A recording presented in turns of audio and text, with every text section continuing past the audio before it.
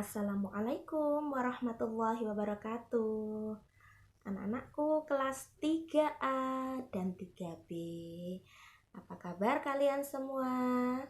Sebelumnya Bu Guru ucapkan selamat ya, kalian sudah naik kelas. Alhamdulillah sekarang sudah kelas 3. Ya, walaupun belajar dari rumah, kalian tetap harus semangat ya. Kembali lagi bersama Bu Ima. Di sini kita mau belajar materi fikih ya. KD 3.1 yakni memahami ketentuan sholat rawatib. Iya, anak-anakku dipersiapkan bukunya, bisa dibaca-baca ya.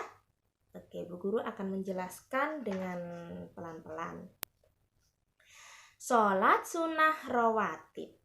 Sholat sunnah rawatib adalah sholat sunnah yang mengiringi sholat fardu. Pelaksanaannya maksudnya adalah mengiringi, bisa dikerjakan sebelum sholat fardu atau sesudah sholat fardu.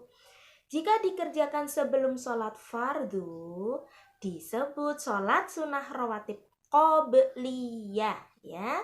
Qobliyah adalah sholat sunnah rawatib yang dikerjakan sebelum sholat fardu. Ya, jika dikerjakan sesudah sholat fardu, disebut sholat sunnah rawatib ba'diyah. Disebut apa? Ba'diyah. Ba'diyah itu sesudah, berarti sesudah dikerjakan sesudah melaksanakan sholat fardu ya. Kenapa sih Bu kita kok pakai mengerjakan sholat sunnah rawatib? Ya, sholat sunnah rawatib itu tujuannya untuk menambah kekurangan sholat fardu.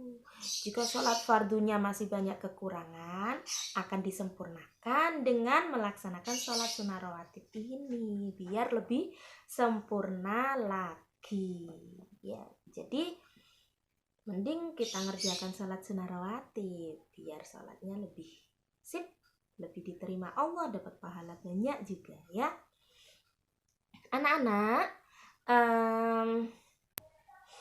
Anak-anak, hukum pelaksanaan sholat sunnah rawatib itu dibagi dua ya. Ada yang sunnah muakkad, ada yang ghairu muakkad. Kalau sunnah muakkad adalah sunnah yang benar-benar ditekankan pengerjaannya ya, karena sudah sering dikerjakan Nabi Muhammad atau menjadi kebiasaan Nabi Muhammad ketika beliau masih hidup. Sering dikerjakan sholat sunnah muakkad rawatib itu. Kalau ghairu muakkad itu kadang-kadang dikerjakan Nabi Muhammad ya.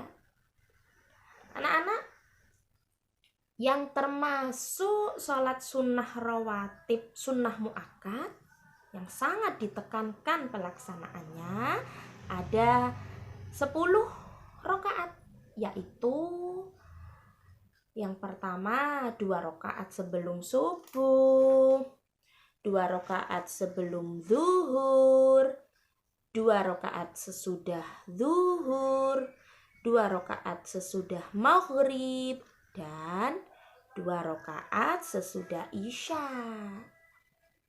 Kalau bisa kita lakukan ya, setelah sholat fardu kita kerjakan, atau yang sebelum sholat fardu juga kita kerjakan, yang sholat sunnah rawatib sunnah muakkad tadi ya, karena sudah sering dikerjakan Nabi Muhammad, menjadi kebiasaan beliau ketika masih hidup ya. Anak-anak, berbeda dengan sholat fardu ya, sholat sunnah rawatib itu cara pengerjaannya dikerjakan secara sendiri-sendiri, tidak berjamaah. Sholat sunnah rawatib dikerjakan secara munfarid atau sendiri-sendiri, dikerjakan sendiri-sendiri. Biasanya kalau kalian melihat di musola, setelah sholat fardu ada orang berdiri lagi, sholat sendiri lagi, itulah sholat sunnah rawatib. Atau sebelum sholat fardu sholat sendiri itulah sholat sunnah rawatib ya. Oke, dan dikerjakan agak bergeser dari tempat sholat fardu.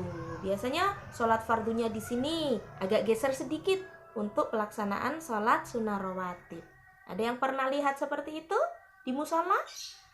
Ya, itu sholat sunnah rawatib ya. Ada juga yang perlu diperhatikan anak-anakku. Ada 2 waktu yang tidak boleh dikerjakan sholat sunnah. Loh, kok tidak boleh, Bu? Ya, kalau dikerjakan malah hukumnya haram 2 waktu ini. Kapan, Bu? Yaitu sesudah sholat subuh. Sesudah sholat subuh tidak boleh sholat sunnah rawatib ya. Juga sesudah sholat asar. Nah, sesudah sholat subuh dan sesudah sholat asar tidak boleh sholat sunnah rawatib ya. Oke, keutamaan sholat sunnah rawatib antara lain kita akan mendapatkan ketenangan di dunia dan di akhirat. Insya Allah diberi Allah ketenangan kalau kita sering mengerjakan sholat sunnah rawatib. Juga yang kedua, agar kita dijauhkan dari api neraka. Amin.